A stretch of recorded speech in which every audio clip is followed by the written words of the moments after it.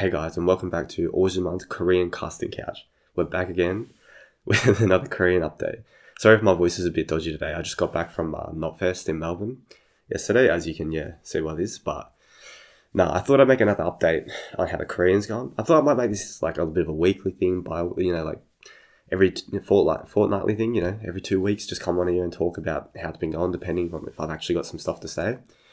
So yeah, I just thought it might be interesting if I just come on here and talk about some of the things I've been feeling while I've been studying, since it is kind of the first solid week where I've been immersing properly in it. But yeah, let's get right into it. So one of the biggest things I noticed, is because of the fact that I already know Japanese to a very high level. Like, one thing I didn't really mention is that I'm not just studying like Korean in English, I'm actually studying Korean in Japanese. So all my sources to learn Korean, like dictionaries, grammar, whatever, is all Japanese sources, which makes it a lot easier because it's a lot easier to explain in Japanese and as well give, like translations in Japanese and examples of grammar structures and words and stuff like that in Japanese. A lot of the words sound the same as well. Like, what is it? Like, undo in Japanese is undong or something. Or like junbi is like, I think that's actually just junbi in Korean. It's probably a different pronunciation. I don't know. My Korean pronunciation is it's pretty subpar at the moment. But yeah, otherwise, so that's one thing that's helped a lot actually, is that having that Japanese background.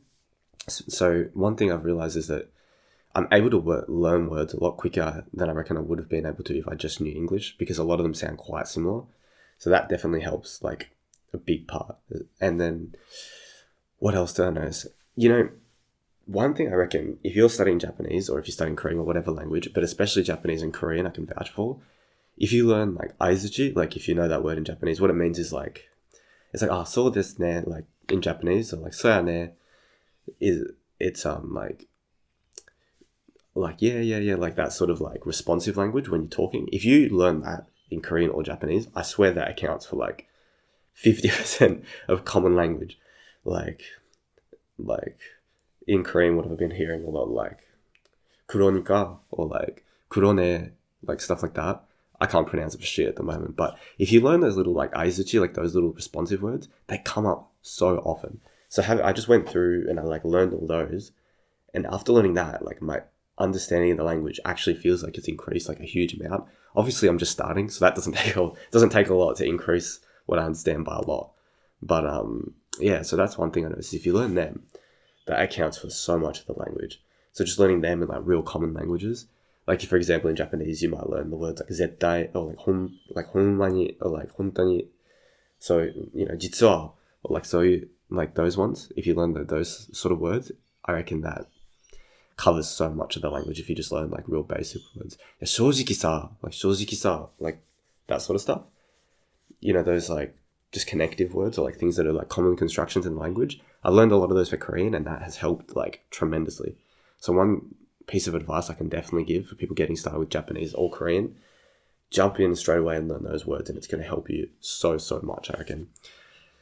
But yeah, what else have I felt? Surprisingly, I fit in a lot of immersion. Like, I think I'm getting at least 4 hours a day, like minimum, even though I'm like very busy. I mean, think of it this way. You wake up in the morning, put your headphones in, podcast. On the way to work, podcast. On the way to training, podcast. On the way home from training, podcast. You do that, and then when I get home at night, I do my Anki. Like, I obviously do Anki reviews every day, but then I'll add Anki cards at night, and then, it's pretty easy to like fit in a lot of immersion doing that. That's my sort of immersion schedule, I guess you could call it at the moment. But yeah, otherwise, what's some sort of milestones I hit? One big thing actually is I finally hit 1K cards. It seems a bit ridiculous because you're thinking, wait, you hit 1K cards on Anki after a week? How's that possible? But like I said in my last video, I actually made like what happened, right, is like in about 2019, I just went through and I got sick of Japanese for a little bit. Long story, but I was like, fuck this, I'm going to go to learn Korean. And I learned like a good few hundred words in Korean.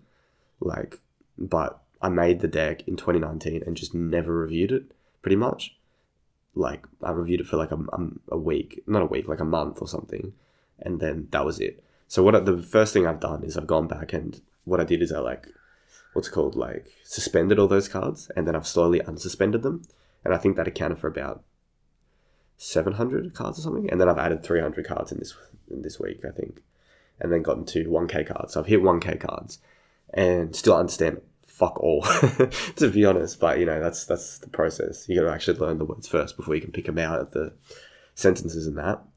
But one thing I did notice is I went, just out of curiosity, I jumped on one of those like beginner podcasts where they just start talking like real slowly and stuff.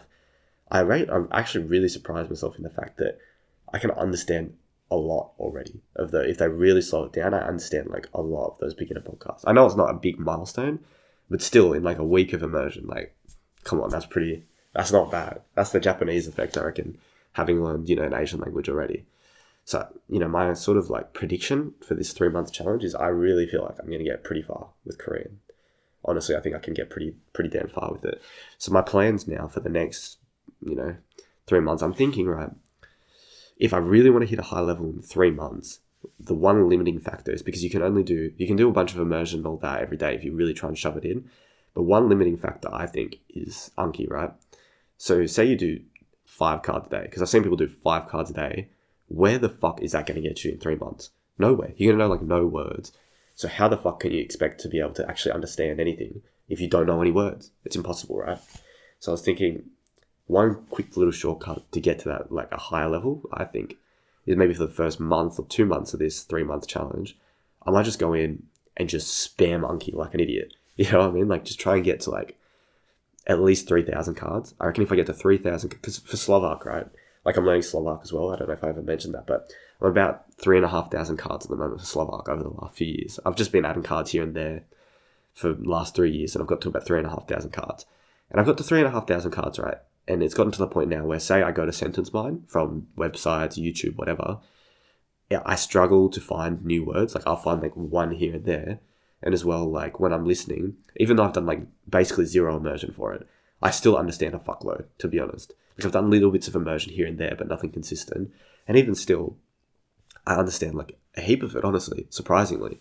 So like I was thinking, obviously that's an example, like maybe because it's a Western language, it's a bit easier than Japanese, Chinese, or Korean or something. But considering I know Japanese already, maybe I can bypass that and it'll be a lot easier. So I was thinking, if I go through and just like spam the fuck out of Anki for like 2 months, I reckon like do 30, 40, 50 cards a day if I can. If I do that right and get to 3K cards a month or 2 in, I wonder what that effect will be. Like, will I be able to understand a lot more than I thought at that point? I'm very curious to see, honestly. So I'm thinking like what I'm going to do now for the next few months is just spam the fuck out of Anki, get as many cards as I can, and learn as many words as I can. Because I feel like if this is just a guess, right? Like I'm going to try this now and see what happens, and can report back to you guys whether I think it's good or not. But I'm going to try and just spam learn as many fucking words as I can in a short period of time, and then maybe that's going to help. Because like one thing I did think is like, yeah, you can listen right a lot, and you're easily going to get better at picking out the sounds of the language and stuff like that.